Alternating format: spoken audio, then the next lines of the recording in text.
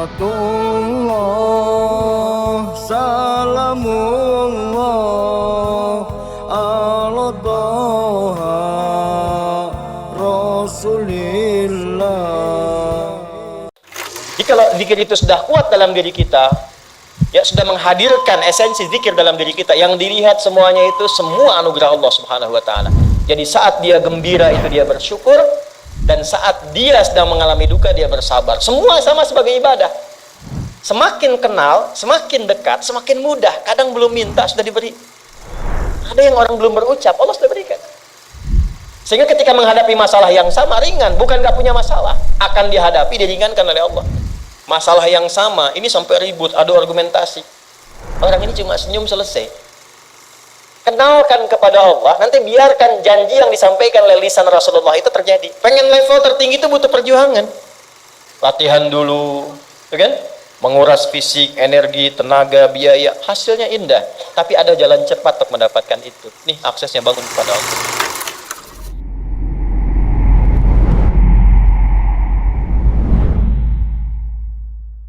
Nih Pak, indahnya begini Pak. Maaf ya. Lihat istri itu ingat Allah. Lihat anak ingat Allah. Ibu lihat suami ingat Allah. Kalau melihatnya begitu, maka substansi berumah tangga itu nikmat rasanya, dan tanggung jawab itu melekat pada diri kita untuk terjaga dalam kebaikan. Ya. Saya nitipkan handphone saya ke antum, dan antum tahu itu punya saya, ya, dan Anda mencintai saya misalnya, ta'zim di situ. Mungkin nggak handphone itu ditempatkan di tempat yang tidak baik? Mungkin nggak Anda taruh di lantai begitu saja? Demi Allah saya katakan, mungkin Anda akan mencari tempat terbaik, disimpan di situ, dirapi-rapikan, dilap-lap, karena Anda merasa itu punya saya yang dititipkan pada Anda. Manusia saja bisa Anda perlakukan demikian. Bagaimana ketika Anda melihat anak itu amanah Allah, yang Anda sebagai orang tuanya akan ditanya di kemudian hari. Maka kalau mau bersikap yang gak enak itu, gak bisa Pak kita lakukan. Mau bentak tuh gak bisa. Mau marah tuh ditahan-tahan. Ya. Dan itu dijaga. Lihat istri sebagai amanah Allah itu beda caranya dengan hanya melihat kemanusiaannya saja. Istri melihat suami sebagai amanah Allah akan lain. Ya. Makanya akan selalu sempat dan optimal merawat istri sendiri dibandingkan lihat-lihat istri orang. Begitu sebaliknya. Ibu pun tidak harus berharap, kenapa ya suami saya nggak seperti Ustadz? Harapan yang sia-sia. Sudah ada turunan hikmahnya. Nah itu ada latihannya.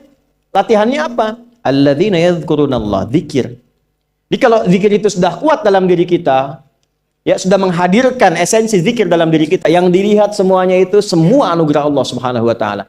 Jadi saat dia gembira itu dia bersyukur, dan saat dia sedang mengalami duka dia bersabar. Semua sama sebagai ibadah. Ajaban li amril mu'min. Kalau sudah seperti itu, kata Nabi, perkara hidupnya mengagumkan, gak ada keluhan. Itu latihannya zikir. Nah, zikir ini di Quran diturunkan dalam bentuk yang pokok berupa amalan ritual. Karena itulah semua bentuk amalan ritual disebut dengan zikir. Jadi kalau kita ingin hadirkan sifat tadi, maka cara pertama tingkatkan ibadah ritual. Salat. Apalagi? Al-Quran. Saya ambil dua dulu lah, supaya nggak banyak-banyak dulu. Yang pokok salat yang kita lakukan tiap hari. Tinggal kuantitas dan kualitas kita tingkatkan. Maaf, lihat sini baik-baik. Salat itu di Al-Quran disebut dengan zikir. Dalilnya Quran surah ke-20 ayat ke-14. Dan langsung disarikan dengan fungsi ibadah sebagai fungsi hidup kita. Sudah? Perhatikan baik-baik. Innani anallah la ilaha illa ana fa'budni wa aqimis salata lidzikri. Itu dalilnya. Sayalah Allah, kata Allah. La ilaha illa ana, tidak ada Tuhan yang layak dipertuhankan dan layak disembah kecuali saya, Allah. Allah. Bagaimana kenal Allah sebagai Tuhan?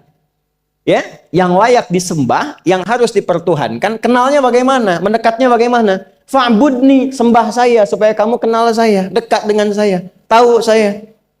Bagaimana caranya? Wa aqimis shalah, tunaikan salat.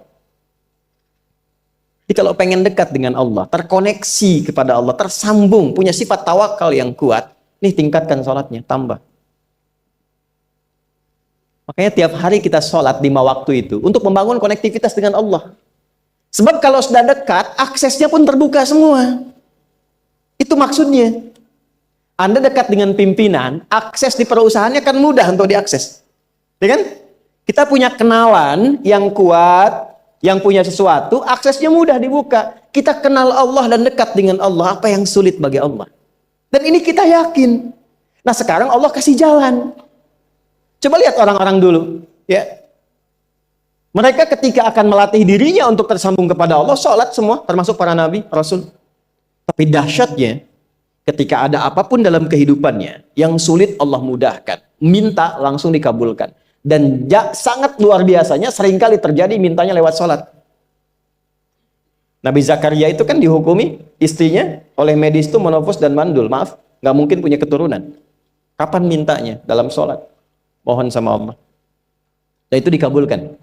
Dan diabadikan di Quran dengan surah yang sama, Ali Imran ayat 38-39. Hunalika da'a Zakaria rabbah, qala rabbi habli min ladunka dzurriyyatan thayyibah, innaka sami'ud du'a. Ya Allah, mereka mengatakan aku nggak mungkin punya keturunan. Mereka mengatakan istriku punya keterbatasan. Maka aku memohon kepadamu yang tidak punya batas dalam pemberian. Engkau yang maha mendengar. Kalau kepada yang maha mendengar doa saya tidak dikabulkan, mohon tunjukkan kepadaku lewat sholat ini ya Allah, dengan cara apa lagi dan kepada siapa aku mesti memohon. Itu nggak nunggu lama, permohonan selesai, turun jawaban ayat 39-nya. Fanadathul malaikatu wa huwa qa'imun yusalli fil mihrab.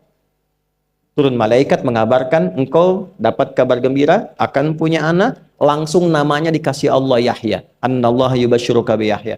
Artinya hidup yang mustahil menurut manusia, lahir dari rahim seorang perempuan, maaf, yang divonis monopause dan mandul bayi yang hidup, kata Allah nggak ada yang mustahil, lahir dan terjadi itu. Yahya, John, lahirlah. Kapan terjadinya? Saat sholat. Karena itu saat dipanggil sholat, itu isinya tuh kan doa semua. Silakan ngecek, isinya doa semua. Dari mulai takbir, sujud sampai salam, isinya doa semua. Dan itu konektivitas kita dengan Allah, minta. Kapan itu bisa terkabul dengan cepat doanya? Kapan selesai urusan kita? Kalau koneksinya bagus. Makanya disebutnya zikir, yang terhubung, yang nyambung. Semakin kenal, semakin dekat, semakin mudah. Kadang belum minta, sudah diberi. Ada yang orang belum berucap, Allah sudah berikan. Sehingga ketika menghadapi masalah yang sama, ringan. Bukan nggak punya masalah. Akan dihadapi, diringankan oleh Allah. Masalah yang sama, ini sampai ribut, adu argumentasi. Orang ini cuma senyum, selesai.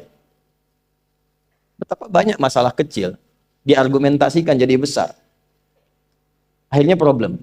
Tapi tidak sedikit masalah besar dihempaskan di atas sajadah. Ketika koneksinya dengan Allah itu kuat, tiba-tiba hilang seketika. Selesai. Makanya Nabi Yakub kalau punya masalah, yang beliau lakukan apa? Dia bentangkan sajadahnya, dia sholat, dia mohon kepada Allah. Itu dilestarikan di Quran surah ke-12 Yusuf ayat ke-86. Aku tuh kalau sedang punya masalah apapun, ya aku bangun konektivitas dengan Allah. Innama ashku bathi wa huzni ilallah. Saya curhatnya cuma sama Allah. Ini Pak, ini bagian pertama. Nah, jadi kalau ingin semakin kuat, sampai ada masalah diringankan, mau kerja dibukakan pintunya, itu ada jenisnya. Yang pokok ada 5 waktu, 17 rakaat. Yang detil itu ada pada sunnahnya. Dan itu hebatnya dalam Islam. Dijelaskan caranya, disebutkan tujuannya, dan diterangkan hikmahnya. Contoh. Kita sekarang jam berapa? Jam 9.20. Di waktu saat ini ada waktu sholat disebut dengan sholat duha. Duha itu dibagi 3.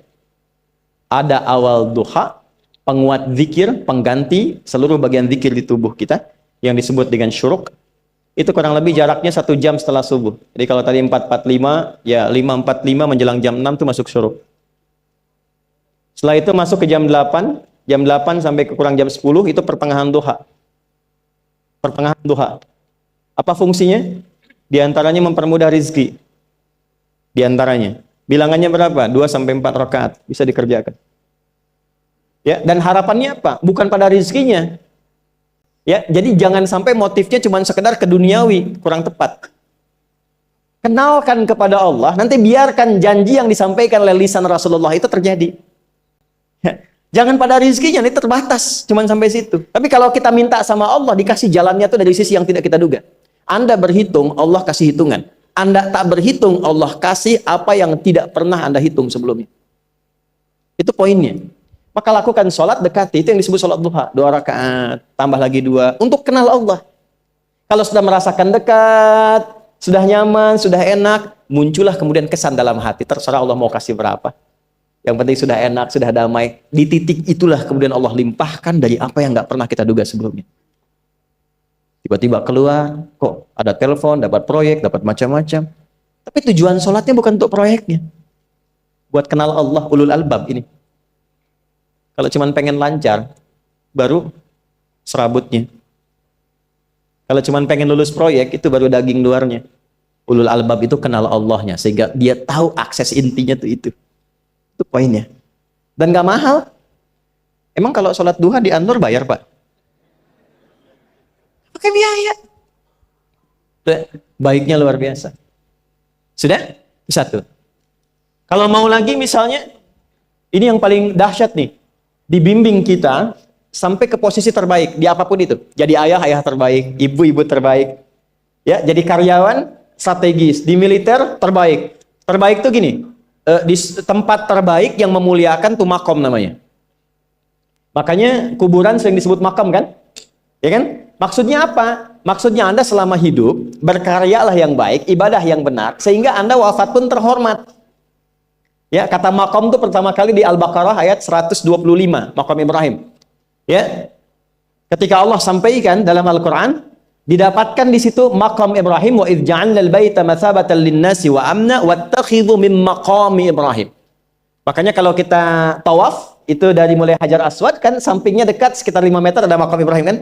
Itu tapak kaki pertama beliau meninggikan pondasi Ka'bah dan di situ diabadikan kemuliaannya sampai beliau wafat. Dikenal sampai sekarang. Ya, setelah sekian abad. Jadi kalau kita ingin terhormat dan masih dikenang sampai kapanpun, itu makom namanya. Tapi ada cara yang lebih hebat. Anda di posisi itu, lawan pun mengakui memang Anda yang pantas ada di situ. Itu namanya makom mahmuda. Makom mahmuda. Siapa yang bikin urutan 100 tokoh paling berpengaruh di dunia? Siapa? Saya tanya, yang nulis siapa namanya? 100.000? 200.000? Dia mencari langsung di Google tuh. Lambat mas, waktu habis. Michael Chart. Dia yang nulis, maaf ya. Urutan pertamanya siapa? Muhammad SAW. Yang nulis itu muslim atau bukan? Kok bisa tergerak hatinya untuk menempatkan seorang nabi muslim di tempat pertama? Saya tanya begini, kenal Abu Jahal nggak? Ya Allah, makin siang nih nggak fokus nih. Saya kira cuma di Bengkali saja yang kenal Abu Jahal, sini kenal juga. Baik, Abu Jahal itu, apakah orang ini tidak kenal Nabi? Orang ini tahu, kalau saya sebut orang ini berarti kurang bagus ya. Kalau saya sebut beliau berarti baik ya. Abu Bakar saya sebut beliau, Abu Jahal orang ini. Maksudnya Abu Jahal. Apakah orang ini tidak tahu kalau Nabi itu mulia? Nabi unggul. Nabi hebat kan? Jadi mengakui sebetulnya Nabi unggul. Dan gulat dengan Nabi itu dalam olahraga kalah. Dia tahu Nabi itu kuat. Ya. Di dalam cinta juga tahu Nabi paling unggul. Abu Jahal melamar Sayyidah Khadijah ditolak, Nabi nggak lamar, Sayyidah Khadijah minta dilamarin. Ya. Dari sejak itulah dia nggak mau tahu semua yang dari Nabi, pokoknya semua harus jelek. Walaupun dia tahu itu baik. Nggak kenal, sampai nggak menanamkan pada dirinya nggak ingin kenal kebaikan Nabi. Nggak ingin kenal pada sesuatu, itu jahlun namanya. Jadi kalau ada mbahnya yang paling bodoh, yang nggak pengen tahu, itu Abu Jahal namanya. Maka sejak saat itu orang ini disebut dengan Abu Jahal. Tapi Abu Jahal pun itu meyakini kebenaran, kekuatan Nabi, cuman karena iri saja. Gitu. Tapi dia nggak bisa nolak. Menilai seseorang di tempat terbaik yang kita nggak bisa nolak dan mengakui memang dia orang yang terbaik, itu namanya maqam mahmudah. Tahukah Anda? Jalan untuk mencapai maqam mahmudah itu nggak akan mungkin kita dapatkan kecuali mendekati yang punya semua maqam, yaitu Allah Subhanahu wa Ta'ala. Dan jalannya lewat sholat. Itu lewat sholat. Tapi karena ini levelnya istimewa, tingkat tertinggi, ya prajurit pengen jadi komandan terhebat yang diakui, nggak ada orang nyoal. Di kepolisian pengen jadi pimpinan yang baik dan semua mengakui sehingga nggak ada yang nyoal. Di perusahaan pengen jadi pimpinan yang ideal, ya semua mengakui, nggak ada yang nolak. Itu maqam mahmudah. Jalannya apa? Ternyata nggak pakai uang, nggak pakai koneksi-koneksi yang tidak jelas. Koneksinya dibangun dengan Allah sehingga Allah melembutkan hati semua orang itu untuk menetapkan dia yang terbaik. Sholat. Karena levelnya tinggi, dinaikkan dari sekedar sholat fardu. Ditempatkan di waktu yang tidak biasa. Butuh pengorbanan, butuh perjuangan. Namanya tahajud. Turunlah Quran surah ke-17 ayat 79 sampai 81 itu.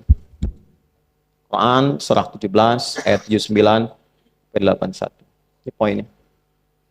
Wa minal laili fatahajjad bihi nafilatan laka asa ayyab'athaka rabbuka maqamam.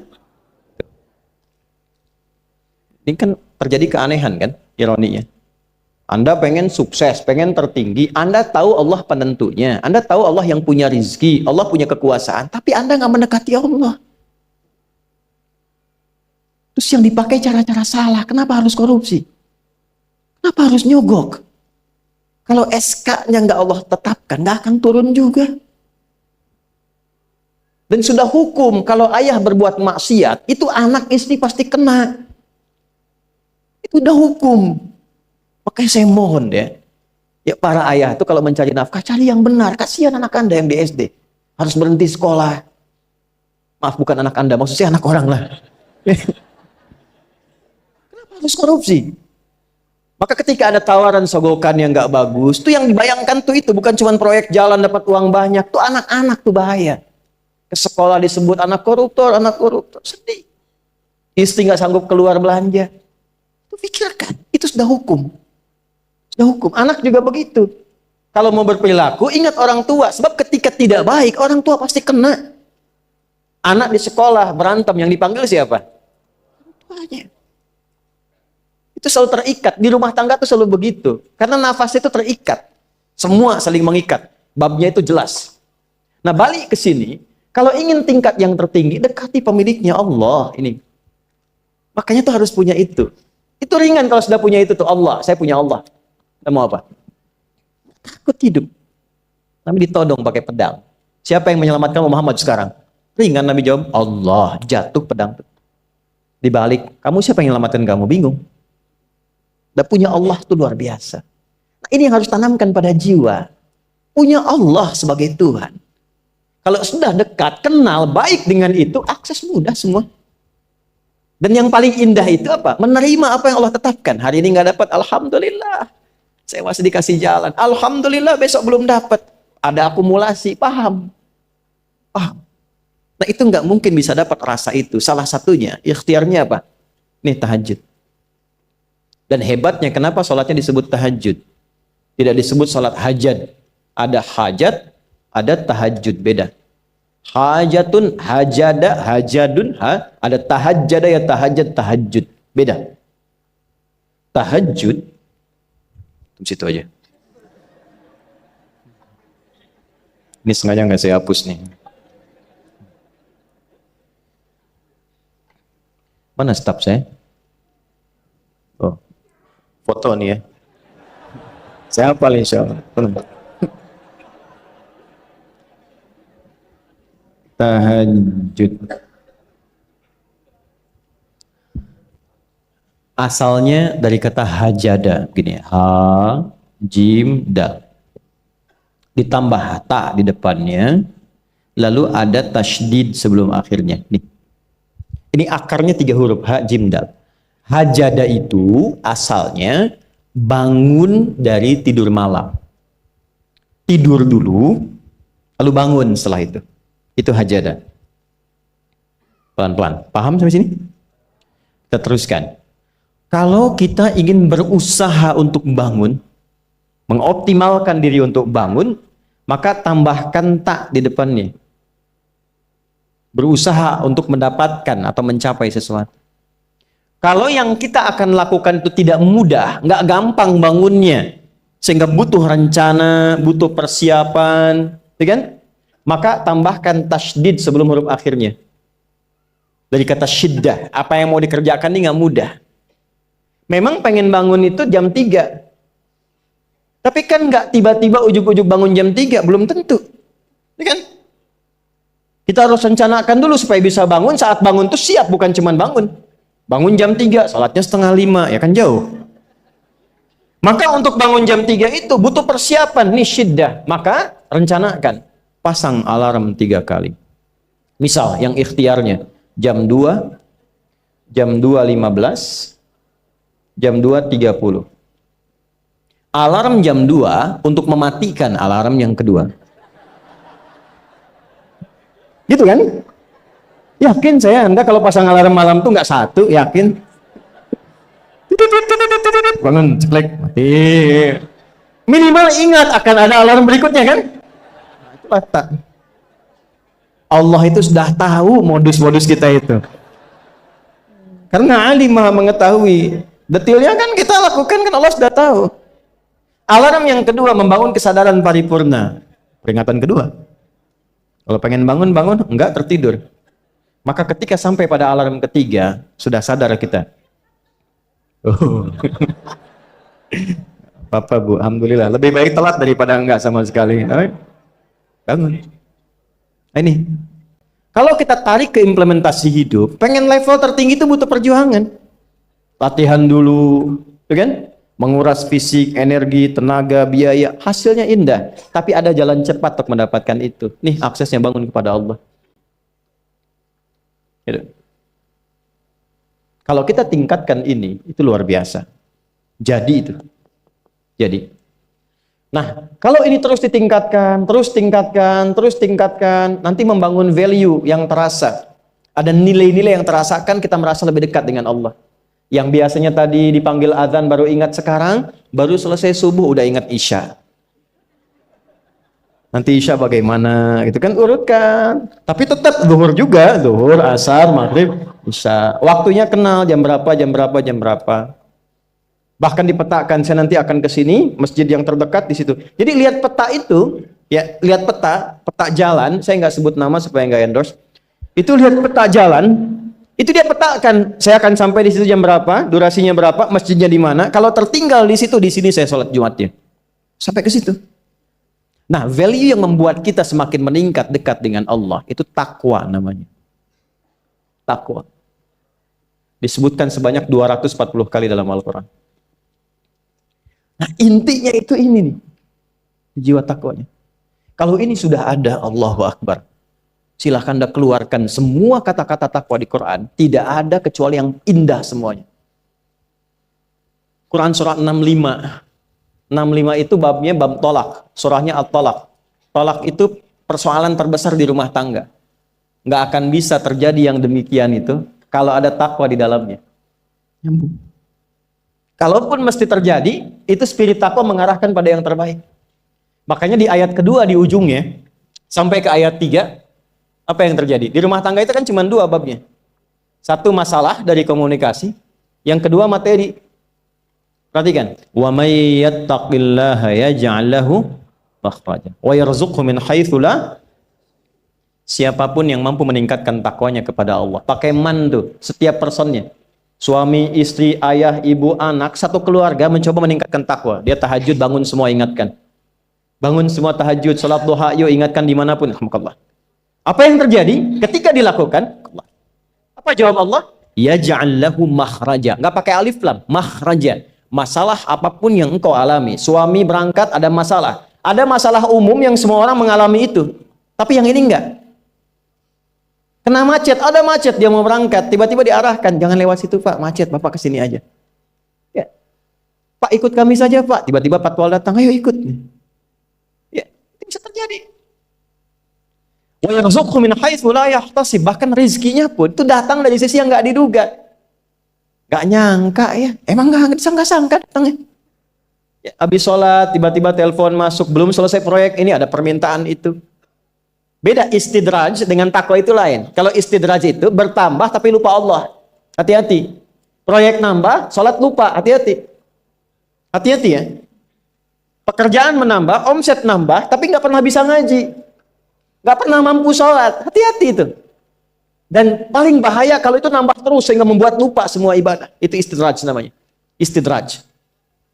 Ancamannya akhirat tuh, hati-hati. Segera ingat, segera ingat. Tapi kalau semakin nambah, semakin ingat Allah, itu anugerah. Karena Allah telah menilai hamba ini paham menjalani kehidupan, sehingga dia ngerti. Makanya Utsman, Abdurrahman bin Auf, setelah masuk Islam, hartanya makin nambah.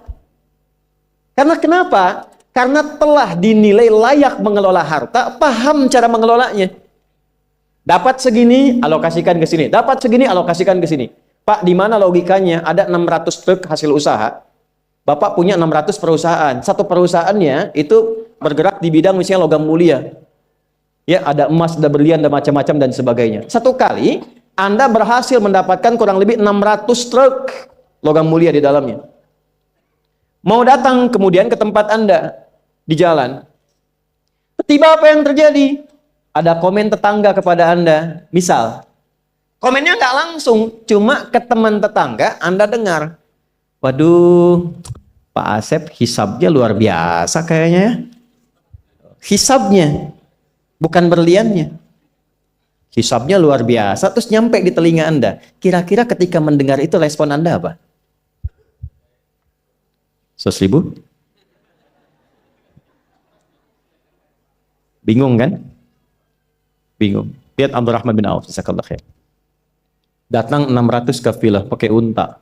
Isinya semua emas, berlian, perak, macam-macam. Heboh Madinah, bum bum bum bum bum bum bum. Tiba-tiba Sayyidah Aisyah komen radhiyallahu taala anha. Beliau kan yang terdekat dengan Nabi, satu istri Nabi SAW. Jadi kalau saudara satu Nabi, ada yang komen, kita tuh cuma 3 sikapnya. Like, share, and subscribe. Gak usah ikut komen lagi. Sukai, share, subscribe. Ikuti jalannya. Apa komennya? Secara singkat, kama qalat. Aku pernah mendengar Nabi SAW mengatakan, Abdurrahman bin Auf itu agak lambat hisabnya. Ya, selambat-lambatnya cepat juga dibanding kita kan? Ya? Maksudnya apa? Ingin menggambarkan betapa banyak kekayaannya. Scan, checklist, semua. Ketika mendengar komen itu, apa kata Abdurrahman bin Auf? Saya jadikan semua yang baru datang itu saya sedekahkan semua untuk orang Madinah. Supaya mempercepat hisabnya itu. Saya sedekahkan semua. Bisa nggak begitu?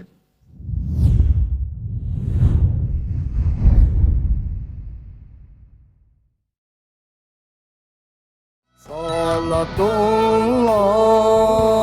salamullah, ala